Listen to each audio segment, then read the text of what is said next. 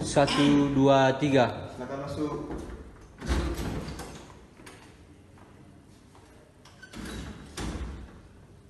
Perkenalkan, nama saya Aldo. Saya Ansel. Oke, baik. Duduk. Terima kasih atas waktu yang diberikan kepada saya. Perkenalkan, nama saya Pascal Sylvester Maju. Saya di sini untuk mengaudit studi kasus-kasus yang kalian berikan, yaitu iktp. Dan di sini saya akan memberikan beberapa pertanyaan mengenai proses audit. Yang pertama, langsung saja. Coba kamu jelaskan identifikasi dan tujuan bisnis iktp. Silakan. Pertama, sumber dari KTP elektronik itu dari kantor pelayanan KTP elektronik. Selanjutnya, titik kritisnya di mana? Titik kritisnya itu rentan terhadap orang lain atau kasus pencurian data pribadi akibat kelemahan sistem KTP elektronik. Selanjutnya, tujuan bisnis dari sumber titik kritis itu risiko bisnis yang dikelola atau menjaga aset.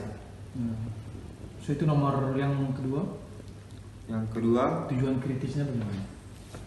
sumber yang kedua itu masyarakat atau pengguna KTP elektronik. Titik kritisnya penggunaan KTP digital memerlukan internet.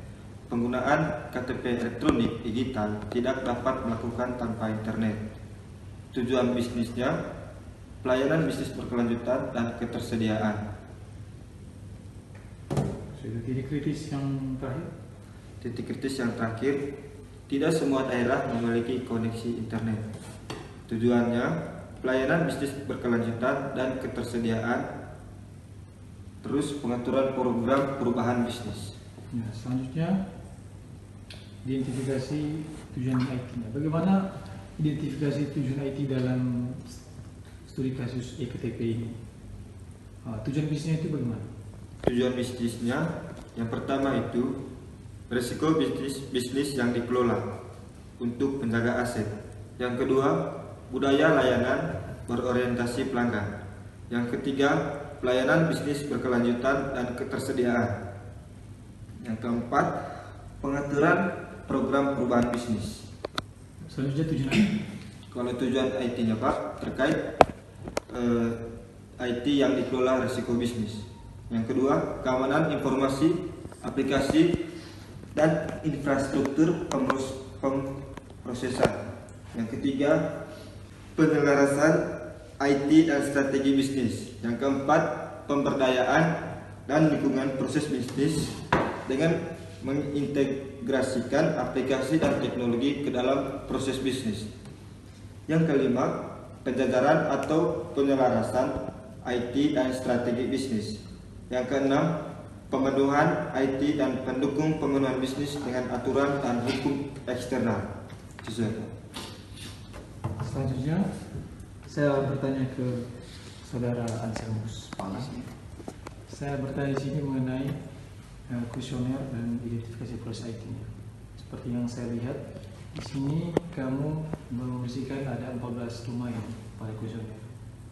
Coba kamu jelaskan mulai pertama, yaitu pertama, saya akan bertanya mengenai kuesioner. Pertama itu tentang EDM 01.01. Pertanyaannya, apakah ada kegiatan atau proses kelola iktp dan prinsip-prinsip panduan iktp? Ya, adanya dokumen mengenai kelola iktp. Oke. Yang kedua, masih mengenai EDM 01. Apakah ada kegiatan atau proses dari bentuk pengambilan sebuah keputusan iktp? Ya, adanya dokumen mengenai bentuk pengambilan keputusan di KTP elektronik. Yang ketiga, apakah ada kegiatan atau proses terkait tingkat otoritas pada iktp? Ya, adanya dokumen mengenai tingkat otoritas di KTP elektronik. Yang saya bertanya di EDM 01.1202, apakah ada kegiatan atau proses terkait pengelolaan iktp? Ya, adanya dokumen mengenai pengelolaan KTP elektronik. Apakah ada kegiatan atau proses penghargaan sistem iktp? Tidak ada dokumen tersebut. Oke, baik. Yang berikutnya domain APO 1. Apakah ada tindakan perbaikan ketidakpatuhan pada EKTP? Ya, adanya dokumen mengenai rencana perbaikan. AP02. Apakah ada sumber dan prioritas untuk perubahan EKTP? Ya, adanya dokumen knowledge sharing pada penerapan KTP elektronik. Oke, baik. APO 06. Adakah proses akuntansi di EKTP elektronik? Ada dokumen mengenai akuntansi. Apakah ada klarifikasi biaya TI pada skema EKTP? Ya, ada pembuatan iktp melalui sistem teknologi informasi. Oke. Apakah ada perencanaan keuangan praktik EKTP? Ya, ada dokumen terkait perencanaan bagian keuangan di KTP elektronik. Berikutnya BAI 01, domain BAI 01. Apakah ada program yang diperbarui dan manajemen proyek pendekatan EKTP? Ya, ada daftar aset pada KTP elektronik. Oke, BAI 04. Apakah ada ketersediaan atau kinerja dan skenario kapasitas? Ya, ada kesempatan untuk mengurangi biaya aset atau meningkatkan nilai terhadap KTP elektronik. Apakah ada ketersediaan kinerja dan bisnis kapasitas pilihan tanpa? Ya, ada kesempatan untuk mengurangi biaya aset atau meningkatkan nilai terhadap iktp. Oke. Selanjutnya domain EDS S05. Apakah perangkat lunak berbahaya? Bagaimana kebijakan cara pencegahan tersebut? Ya, perangkat lunak berbahaya yang sering orang tidak bertanggung jawab lakukan demi sebuah keuntungan pribadi. Oke. Itu. Apakah ada evaluasi dari potensi ancaman? Ada melakukan update setiap ada laporan ancaman. Oke. Di SS02 pertanyaannya, apakah ada insiden dan layanan log permintaan pada EKTP? Ya, ada dokumen rekaman dari kegiatan atau insiden yang terjadi. Di SS06. Apakah ada proses laporan kontrol di EKTP? Tidak ada laporan terkait. Apakah ada selanjutnya pertanyaan MEA01. Apakah ada persyaratan pemantauan EKTP? Ya, ada dokumen mengenai keterkaitan kebutuhan pengawasan yang dilakukan. Itu. Bagaimana tujuan pemanfaatan yang disetujui dan metrik oleh EKTP? Ya, ada dokumen mengenai tujuan dan metrik dari pengawasan yang dilakukan oleh KTP elektronik. Ya, selanjutnya MEA02. Apakah ada hasil pengendalian internal pemantauan dan ulasan pada EKTP? Ya, ada dokumen mengenai target pengawasan yang akan dilakukan oleh iktp. Oke.